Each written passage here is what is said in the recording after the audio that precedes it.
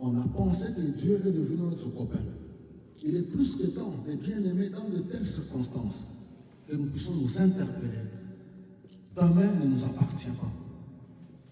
Le jour J, c'est ce que Jésus dit, il y aura des pleurs et des grincements dedans. La question que j'aimerais bien nous poser aujourd'hui, nous nous retrouvons dans quelle catégorie? Ce message n'a pas été donné aux non-croyants, c'est aux croyants. J'ai dit 10, la totalité, c'est le peuple de Dieu. 5 qui étaient sages et 5 moins sages. Où en sommes-nous aujourd'hui par rapport à notre relation avec le Seigneur? Moi, en tant que serviteur de Dieu, avec beaucoup d'amour, je ne fais qu'obéir à ce que Dieu m'a donné. Je fais qu'obéir à ce que Dieu m'a donné. Voici ce que un Jean nous dit. Voici ce témoignage. Nous avons ce témoignage et que Dieu nous a aimés et que Dieu nous a donné la vie. Nous a donné la vie éternelle et que cette vie est en Jésus-Christ. C'est lui qui a le Fils de Dieu, il a la vie. Alléluia. C'est lui qui n'a pas le Fils de Dieu, n'a pas la vie. C'est ça la parole de Dieu. Sans vouloir vexer ni faire du tort à quiconque, loin de là. La parole de Dieu, c'est comme une nourriture, nous la présentons. Ne sont pas comme les 5 vierges insensées, une vie d'apparence.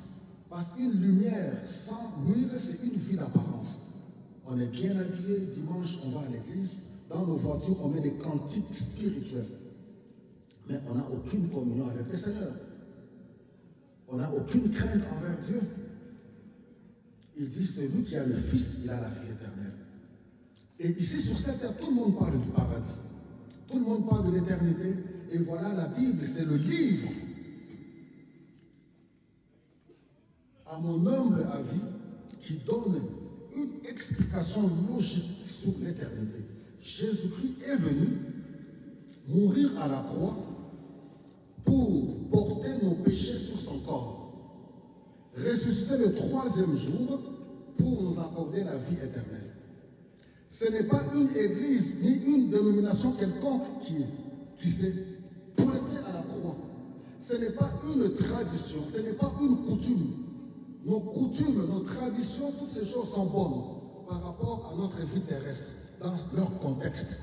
Mais le salut pour la vie éternelle, le salut pour le pardon, vous voyez, Jésus-Christ. Or, la vie éternelle, parce que nous aspirons tous à vivre éternellement. C'est ça, en fait.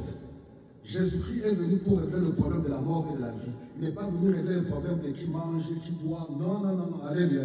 Qui mange, qui boit, qui ne mange pas, qui ne boit pas, qui dort comment. Non. Religion, moi je suis ceci, notre religion, depuis nos ancêtres, depuis nos arrières, nous sommes de telles religions. Jésus n'est pas venu pour ça. Alléluia. Il est venu pour accorder la vie éternelle. Tu le reçois dans ta vie, tu reçois le pardon du péché. Et tu as la vie éternelle. Alléluia. Nous allons nous incliner dans la prière.